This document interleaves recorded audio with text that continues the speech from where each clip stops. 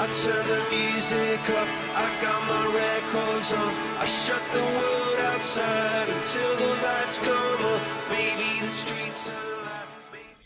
Hola, buenos días. Mi nombre es Vanessa Hernández López. Soy estudiante en la UNIVA. Estoy estudiando actualmente la carrera de nutrición y les estaré hablando un poco del tema de dislipidemias. Para poder entenderlo, voy a desarmar lo que es la palabra. Dislipidemias proviene de dis, que se quiere decir anomalías. Lipi, que proviene de lípidos, que es el nombre que se le dan a los grasas orgánicas como el colesterol, y emia, que se refiere a la sangre, a la cual se refiere a un conjunto de enfermedades asintomáticas que tienen características común en tener concentraciones anormales en los lípidos de sangre. Como ya se había mencionado anteriormente, las dislipidemias se conoce como las alteraciones de los niveles de colesterol y los triglicéridos en la sangre. Las alteraciones de estas, colesterol y triglicérido en la sangre, aumentan el riesgo de padecer enfermedades cardiovasculares tales como infartos cardíacos y ataques cerebrales. ¿Por qué es importante conocer este tipo de niveles de lípidos en la sangre? Porque esto permite conocer el riesgo de padecer enfermedades a lo largo plazo. Por otra parte, está científicamente demostrado que disminuir los niveles de lípidos en la sangre disminuye el riesgo de sufrir infartos cardíacos, ataques cerebrales y además prolonga la vida de la gente. Hay algunas personas que presentan niveles elevados de colesterol y triglicéridos desde edades muy jóvenes. Es muy importante conocerlos porque es los niveles de lípidos para así prevenir enfermedades graves. Bueno, para comprenderlo mejor, voy a hablar un poco sobre los lípidos, de qué son, para qué sirve, cómo se clasifican y entre otras. Bueno, los lípidos son moléculas insolubles en agua. La mayor parte de estas se encuentra en membranas celulares y estos también sirven como un almacén energético, como lo son los triglicéridos, como precursores de hormonas esteroides y ácidos biliares, como lo es los colesteroles, y como mensajeros intra y extracelulares. De estas existen tres clases de lípidos complejos principales: triglicéridos, fosfolípidos y colesterol. Les estaré hablando un poco sobre cada uno de ellos. Primeramente, triglicéridos. Es un lípido formado por una unión de ácidos grasos saturados con una molécula de glicol. La síntesis de esta se realiza en el retículo endoplasma de las células del organismo, principalmente en adipocitos y hepatocitos. Estos son sintetizados como reserva de energía.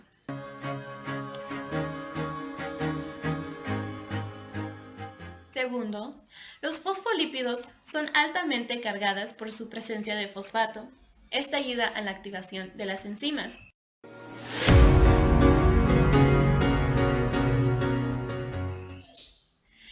Y finalmente, el colesterol, que es un componente estructural de membranas celulares y precursores de síntesis de hormonas esteroides y ácidos biliares. El colesterol se encuentra en nuestro organismo cuando lo adquirimos por dos vías, ya sea la endógena o la exógena. Por la parte endógena, el colesterol es producida generalmente por el organismo, y en la exógena, que es el colesterol que adquirimos por medio del consumo de los alimentos que ingerimos. El colesterol es transportado en la sangre por partículas especializadas como lipoproteínas.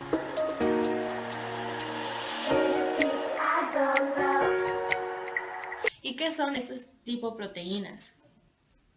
Son complejos macrocelulares de lípidos y proteínas. A continuación, les hablaré brevemente en descripción de cada uno.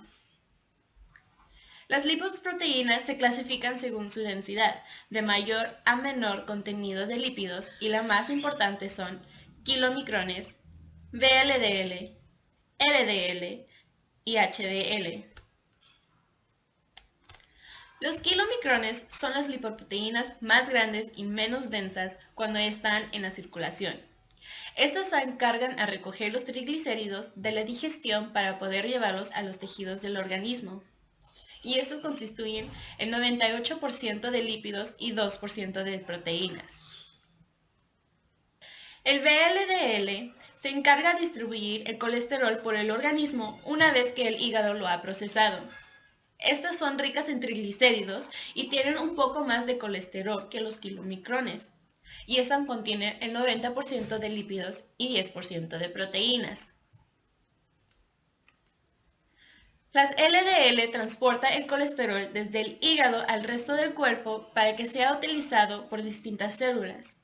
Estas se forman cuando las VLDL pierden el triglicéridos y se hacen más densas y pequeñas.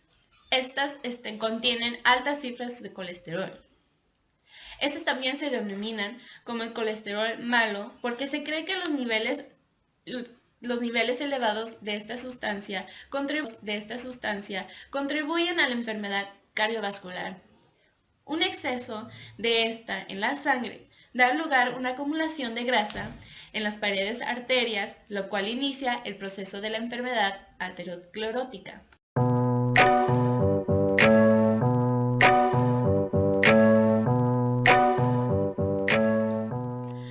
Y, por último, el HDL, que son las más pequeñas y menos densas que las otras.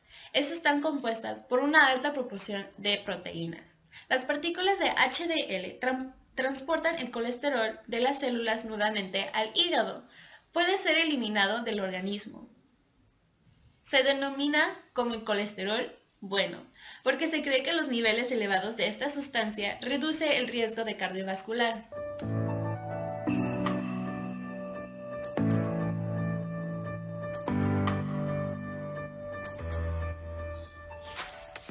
¿Cómo se clasifican las dislipidemias? Se clasifican en 4.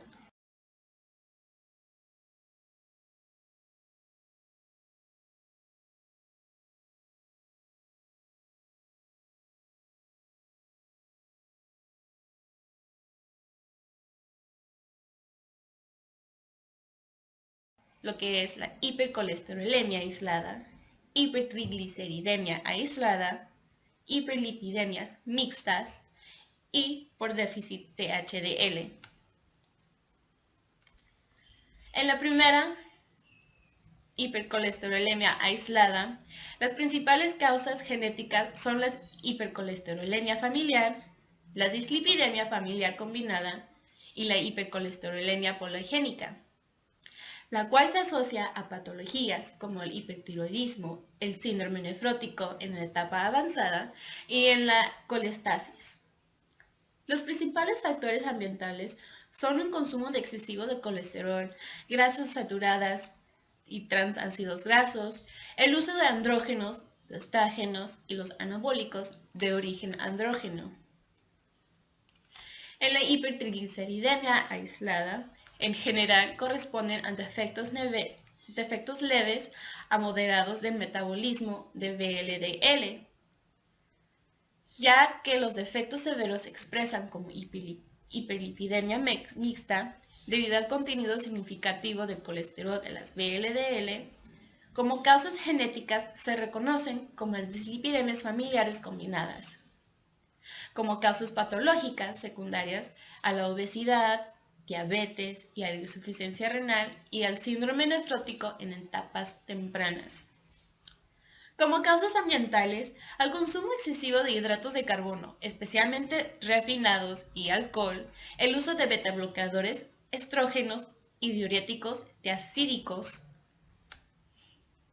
En el síndrome de resistencia a la insulina e hiperinsulinemia, hay un incremento de la síntesis de VLDL y se acelera el catabolismo de HDL.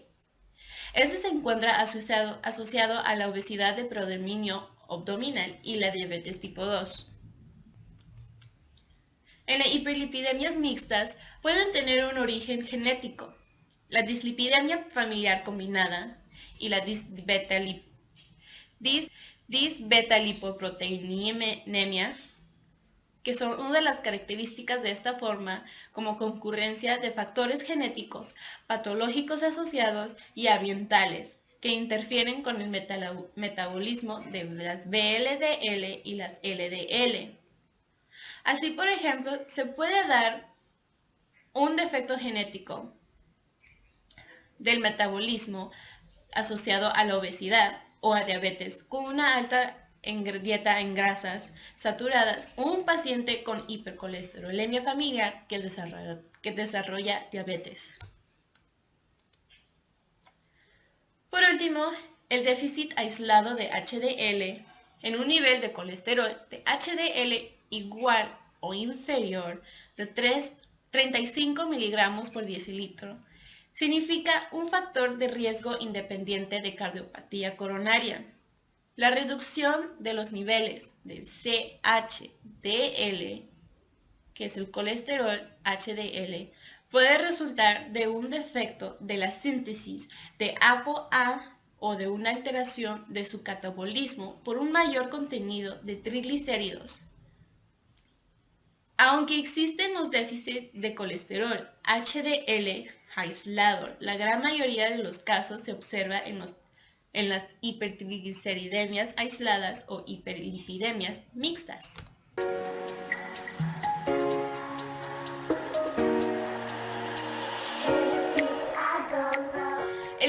El origen de esta enfermedad puede ser causado por defectos genéticos que se puede clasificar como dislipidemias primarias o consecuencias patológicas o de factores ambientales que se puede clasificar en dislipidemias secundarias. En muchas ocasiones, los defectos genéticos requieren de la presencia de los factores secundarios para expresarse clínicamente. En los defectos genéticos, las principales dislipidemias de causa genética son la hipercolesterolemia familiar, la dislipidemia familiar combinada, la hipercolesterolemia poligénica, la disbetalipoproteinemia y la hipertrigliceridemias familiares y el déficit de HDL. Su prevalencia a nivel poblacional es alrededor de 4%, lo cual sube al 30 a 40% en población portadora de cardiopatía coronaria. En patologías causantes de dislipidemias, las principales son obesidad, diabetes mellitus, hipertiroidismo, la colestasia, la insuficiencia renal y el síndrome nefrótico. En los factores ambientales, los principales son cambios cualitativos y cuantitativos de la dieta y algunas drogas.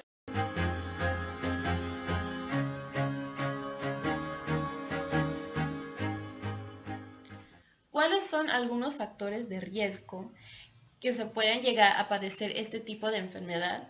Podría ser como el consumo de tabaco, hipertensión o uso de medicamentos antihipertensivos, tener un colesterol de HDL bajo, antecedentes familiares, edades para hombres de 45 años y mujeres en 55 años. En el estilo de vida, como es la obesidad, el sedentarismo y una dieta inadecuada.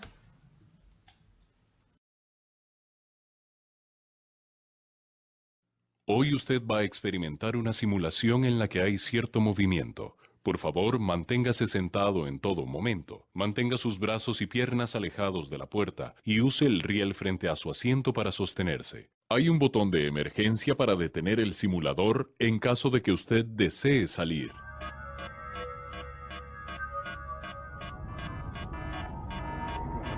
Estamos a la caza de un asesino.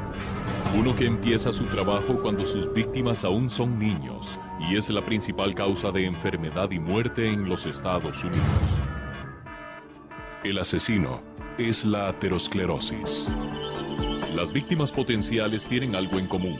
Tienen al menos un factor de riesgo que afecta su salud cardiovascular y en particular sus arterias. Pueden tener un estilo de vida sedentario, presión arterial alta, sufrir de diabetes, tener un historial familiar de enfermedad cardíaca, colesterol alto o simplemente haber envejecido. Algunas cosas las podemos cambiar, como dejar de fumar o cambiar lo que comemos.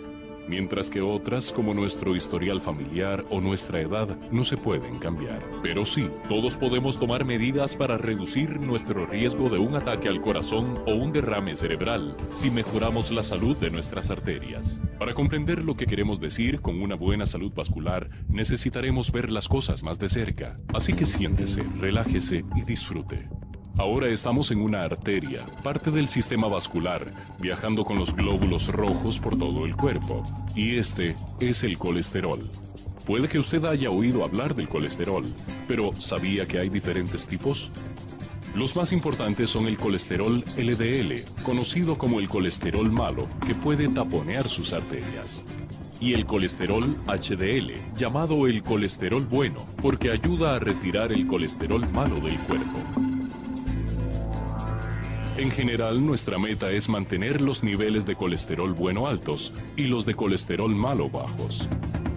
Cuando hay demasiado colesterol malo en la sangre, esto puede significar problemas. Si hay algún tipo de daño al recubrimiento de la arteria, por ejemplo, como el causado por la presión alta, es más probable que las partículas del colesterol LDL entren al recubrimiento del vaso sanguíneo. Cuando el colesterol LDL entra a la pared arterial dañada, cambia y puede conducir a una inflamación. Con el tiempo, este proceso de oxidación e inflamación en la pared arterial crea lo que se conoce como una placa arterial. Esto puede estar pasando en varios sitios diferentes en todo el cuerpo y puede empeorar progresivamente con el tiempo.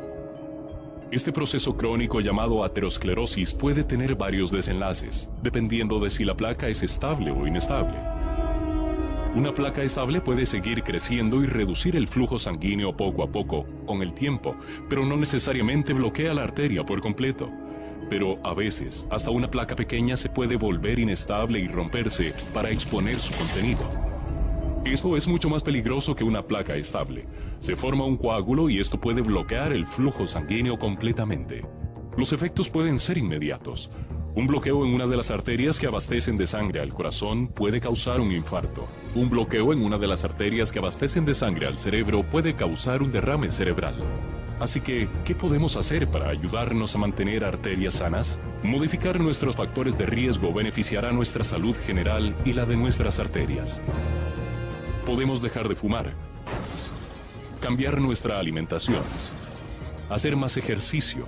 Con ayuda de su médico, usted puede manejar otras condiciones que pueden estar afectando sus arterias. Claro, algunas cosas como su edad o historial médico familiar no se pueden cambiar. Si usted está preocupado por la aterosclerosis y la salud de sus arterias, hable con su médico para revisar su presión arterial, azúcar en sangre y colesterol.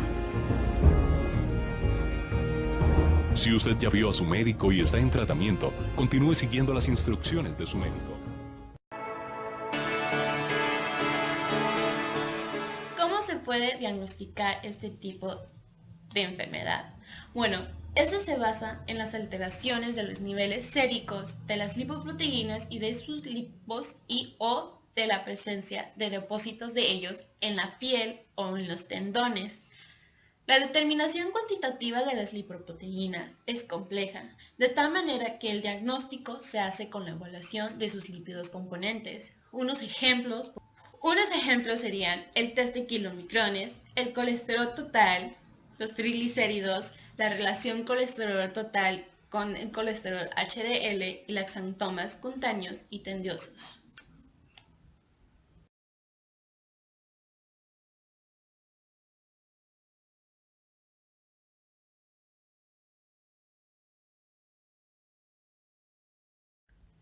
En este cuadro nos muestra los valores para el diagnóstico de los lípidos en la sangre. Como se puede ver, el LDL parece que sea en una persona sana. El rango óptimo sería menor de 100 miligramos por decilitro.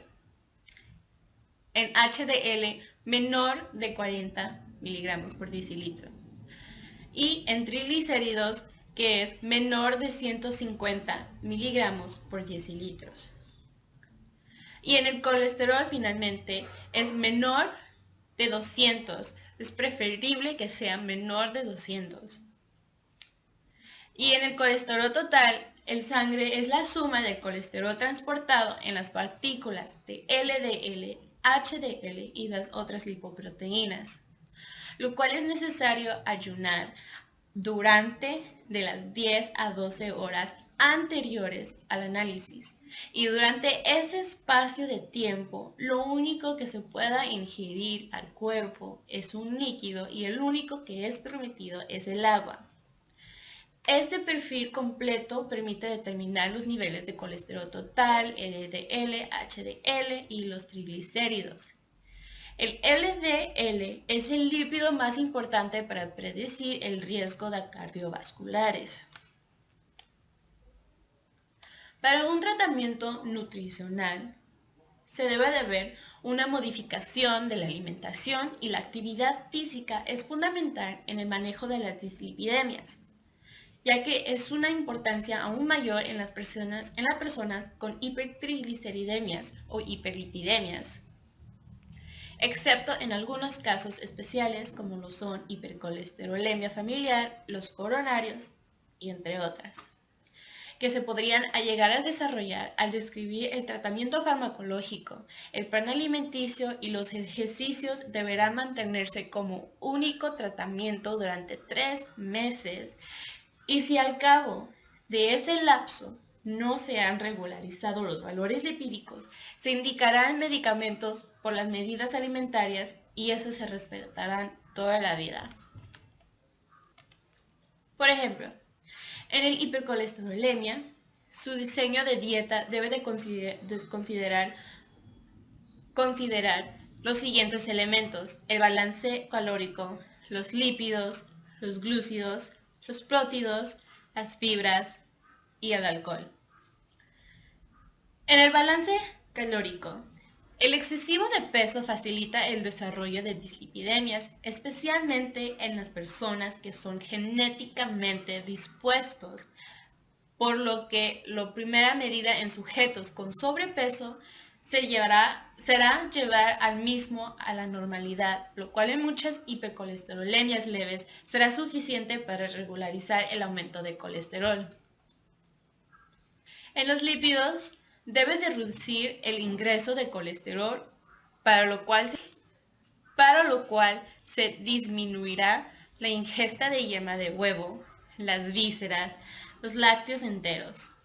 Se sabe actualmente que para lograr el descenso de la colesterolemia es más importante la reducción del ingreso de grasas saturadas y ácidos grasos trans. Las dietas con alto contenido de carbohidratos refinados producen hiperinsulinismo y estas deben de restringirse en los individuos afectados de hipertrigliceridemias. Las proteínas son dispares acciones sobre los lípidos que producen las proteínas de origen vegetal y animal.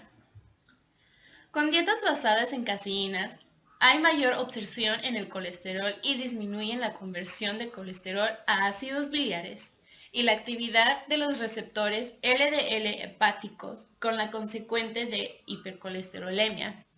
Las fibras de origen vegetal y las más importantes son las solubles como la pectina. Disminuyen la absorción de colesterol en la luz intestinal, aumentando la eliminación de colesterol enteral, tendiendo así a disminuir la colesterolemia. Por estas razones conviene incrementar el consumo de los alimentos ricos en fibra como es la avena, los porotos, las arvejas, el repollo, la zanahoria, así como también las semillas de lino, el sésamo y chía, como también el germen de trigo y el salvado de avena. Desde hace años se sabe que el consumo de alcohol incrementa el colesterol HDL.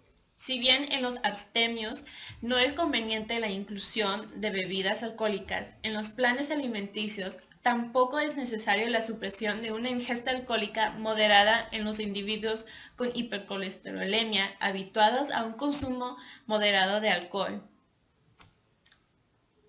Lo cual es saber que existen alimentos que por su composición tienen mayor nivel de grasas que otros, y estos alimentos se deben de evitar el 100% en nuestro plan de alimentación.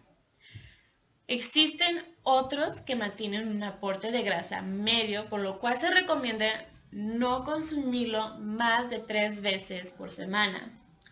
Y finalmente, están aquellos alimentos que con poca grasa o sin ella, que además mantienen un gran aporte de vitaminas, minerales y fibra. Sin embargo, debemos mantenerla en estricta, porque no queremos excedernos el consumo de estos alimentos, ya que un elevado de estos mismos puede llevarnos a otro tipo de trastornos como es hipervitaminosis.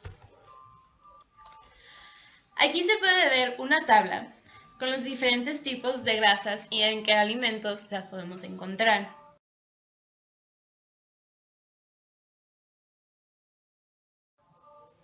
Como las grasas saturadas, que se encuentran en las grasas de carnes, las mantequillas, el aceite de palma y coco, los leches y derivados sin descremar. En la grasa no saturada se pueden encontrar lo que son los monoinsaturados, origen vegetal y animal, aceite de oliva y canola, aceitunas, poliinsaturados, aceite de maíz, girasol y soya, y en los omega 3 y 6 el pescado azul, como sería el salmón, atún, la trucha. Y el colesterol se puede encontrar en cualquier alimento origen animal. En las vitaminas E se pueden encontrar en aceite de soya y el germen de trigo. Y es recomendable consumir este tipo de vitamina E porque reduce la formación de la placa aterosclerótica. También se recomienda consumir lo que es las vitaminas C, alimentos ricos en vitamina C, porque tienen propiedades antihipertensivas. Y finalmente, el selenio, que es benéfico en dosis de 200 microgramos por día para poder incrementar su efecto antioxidante. Y esta no es recomendable junto con su ingestión con la vitamina C.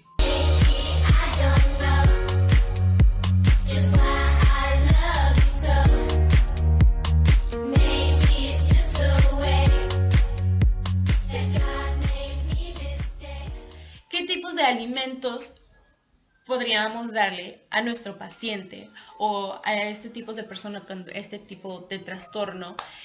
Son alimentos como aguacate, aceitunas, nueces, el pollo sin piel, el pescado, leche y sus derivados, pero que contengan 0% de grasa, los cereales integrales, la gelatina y las frutas y las verduras.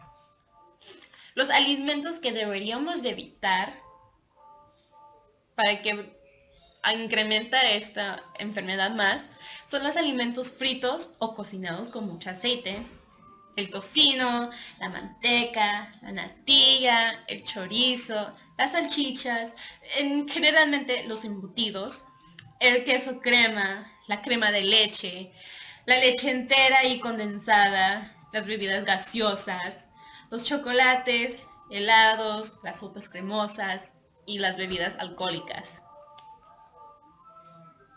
¿Cuáles serían las recomendaciones que deberíamos de considerar para nuestro paciente o para cualquier persona que tenga este tipo de trastorno? Pues sería ayudarle a reducir su peso. La dieta debe de proporcionar 500 kilocalorías menos de las necesarias. Otro sería incrementar la actividad física. Si esta persona no realiza sus actividades físicas con regularidad, se debe iniciar lento y gradualmente. ¿Qué tipos de ejercicios pueden realizar esas personas? Pues el tipo recomendable sería el tipo aeróbico. ¿Cuáles son los tipos aeróbicos? Pues sería como caminar, correr, nadar, andar en la bicicleta. ¿Y pues para qué? Pues porque esta ayuda a evitar el desarrollo de infarto miocardio, disminuye las cantidades de glucosa, colesterol y los triglicéridos. Así que, hacer actividad física. Tratar de la modificación de grasas en alimentos. Consumir fibra recomendablemente de 20 a 30 gramos al día. Antioxidantes porque esta ayuda a la oxidación de las lipoproteínas de baja densidad y esta puede ser el evento más importante en el desarrollo de aterosclerosis. Otros puntos que debemos de considerar es evitar el consumo de azúcares, eliminar el cigarro si esta persona fuma y si no, mejor, disminuir el consumo de alcohol igual, si consume, disminuirlo, si no lo consume, mejor. Preparación de comidas, tratar de aconsejarlo a no cocinar con mucho aceite, porque esto podría acelerar o incrementar lo que son las enfermedades como cardiopatías o las aterosclerosis. Bueno, eso sería todo para mí. Espero que le haya sido de utilidad. Muchas gracias por haber invertido por su tiempo para ver el video y que se haya obtenido algún conocimiento del mismo. Me despido, soy Vanessa Hernández López y gracias.